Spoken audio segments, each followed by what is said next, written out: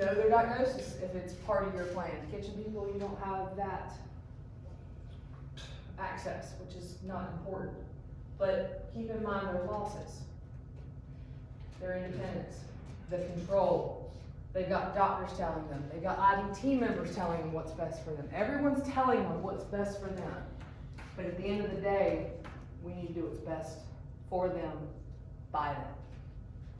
Their home, loved ones. How many of your residents don't have family that come to see them? Or they did in the beginning, but for some reason, families don't like nursing homes. Why is that? Nursing homes, they have a bad stigma, don't they? What do you hear about them in the news? That's it. There's never, when's the last time you saw a report on the news, or even in the newspaper, that it was good news at the nursing home? It doesn't sell. It's not sexy. But a fight club and an Alzheimer's unit is, isn't it? Or the fire. Anything negative. We're all about the negative. Negative sells. Negative people will listen to. I want to start hearing good stuff because I know you guys do good stuff constantly, but you don't get credit for it. What's the most important, most powerful statement you can say in resident service? I care. I care, that's number 2. I hear you. I hear you. I hear you. Most powerful though is this. If you mess up, and we're going to, why is that? Because we are human. We're going to err. We're going to mess up all the time. If you own it, you mean it, you say it, and you do better the next day, people are more likely to forgive you and not call the state and cause you all this trauma. If you start blaming, make excuses, you lie, you're never going to get anywhere with that. You're going to make it way worse. And it's okay to say you're sorry. It's okay. What's the difference between this side and this side?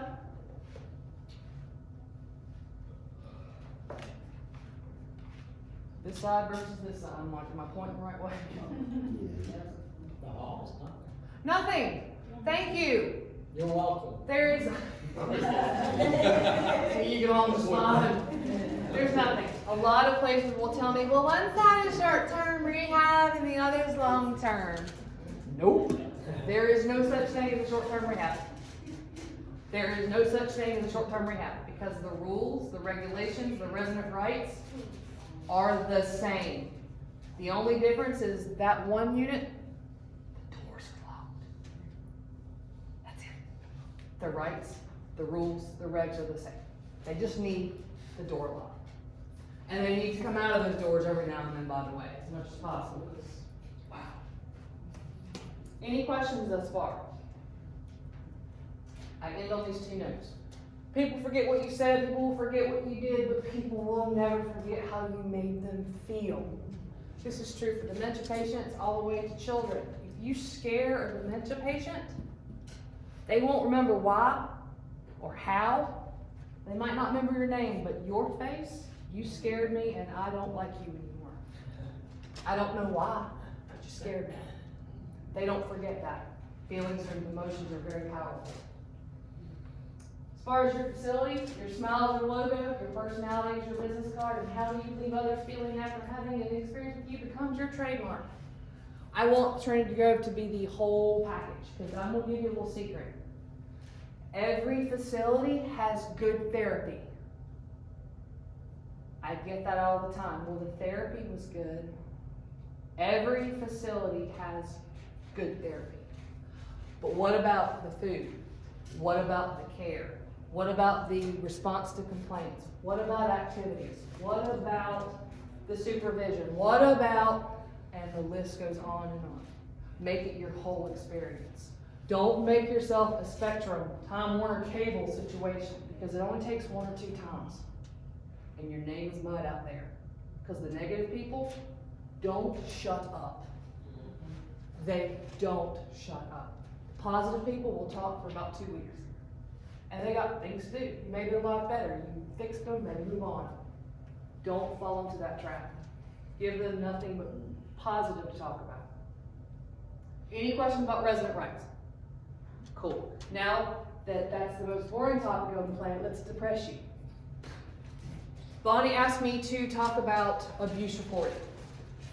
Abuse, willful infliction of physical pain, injury, anguish, unreasonable confinement, intimidation, punishment includes physical, verbal, mental, sexual.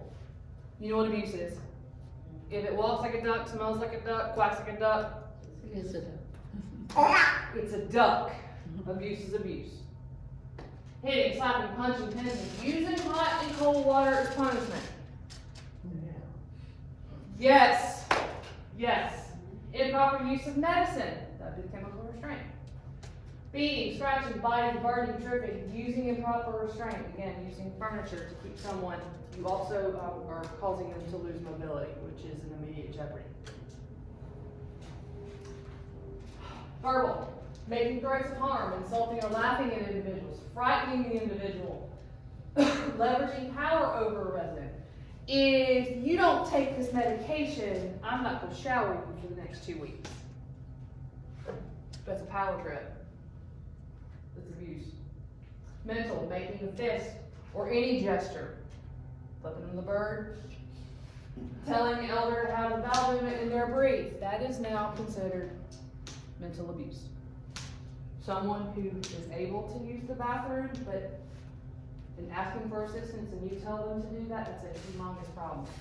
We don't do that anymore. Unnecessary isolation or restraint. Threatening to withhold food, warmth, water, medications. This right here, believe it or not, happens more than you know. Same thing with their cable TV or their Wi-Fi. We have to have Wi-Fi, right? Lose our minds. Sexual, rape, sexual coercion. That means I will give you whatever from the kitchen if you give me oral. Ew, gross. It happens all the time. Do not get any kind of sexual relations with a resident. I shouldn't have to tell you that, but apparently, as of 2 weeks ago, I have to say it legally. Do not get in a relationship sexual with a resident, please. Please. Any, she's looking at me like, are you, what? Your face is what my face looks like all the time. And I can feel it. It's like, oh, fix your face. And it's like, I can't. It's broken. This breaks my heart. That's all about abuse. Neglect.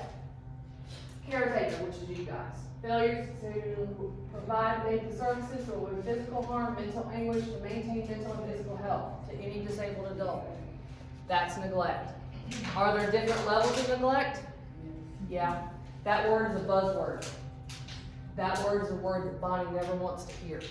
Because every time she does, she has to send in that report. She has to report it because neglect, depending on who you're talking to, if you left someone up unattended for 10 minutes and they fell and the family gets mad and uses neglect, she still has to send in that report. Was it neglect? No, not really. 10 minutes is, I mean, you guys don't have one-on-one here. But if you left someone up, I have a great example. Memory care resident. It's 7 o'clock at night. You want to go to bed? No. Okay, well, we're going to put you in the living room, cut the light out, and not check on you until 8 o'clock in the morning. Do you see the difference? Yeah. Neglect is also very hard to prove at times. That is a real case I'm talking about. That was disgusting. But that is a buzzword. Exploitation. This is neglect. Is the number one in the APS, the Adult Protective Services. That is what they get constantly. Number 2, which is trailing by the heels, is this. This is disgusting. This is all the scamming. This is the family members who take the mom's money.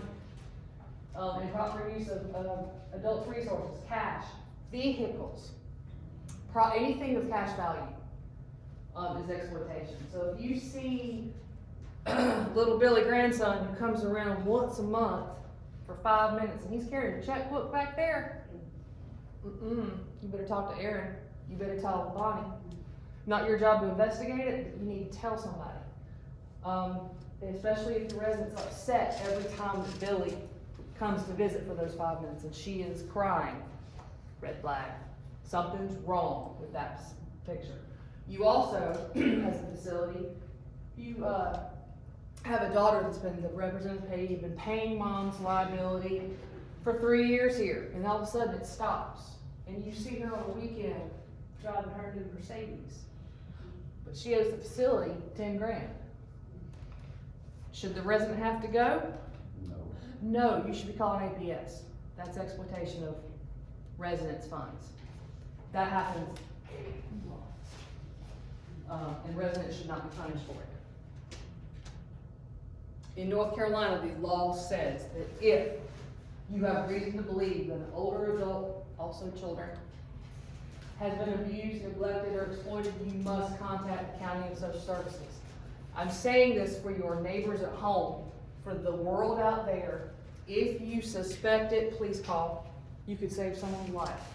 And that includes self-neglect. If your neighbor is 85 and it's what, 33 degrees outside? You get home today and she's got on shorts and a tank top. And she is planting flowers. You might have a problem. You might have a problem. Do I have to call? I mean, can I just tell Bonnie that I don't? Your neighbor at home. You No, but I mean, in the facility. In here is different, we'll talk about that. Oh, okay. I'm talking about North Carolina, not in this world, in this building. It's your responsibility to call. Now, for individuals living here, you walk in and you see me hitting this resident. What do you do? Punch me in the head. I love that. The poli side says, yeah, hit her. But the ombudsman says, no, we don't solve things with violence. What someone else said. Report it immediately. If you see me hitting somebody, what's the first thing you should do? Stop it. Woo! You stop me.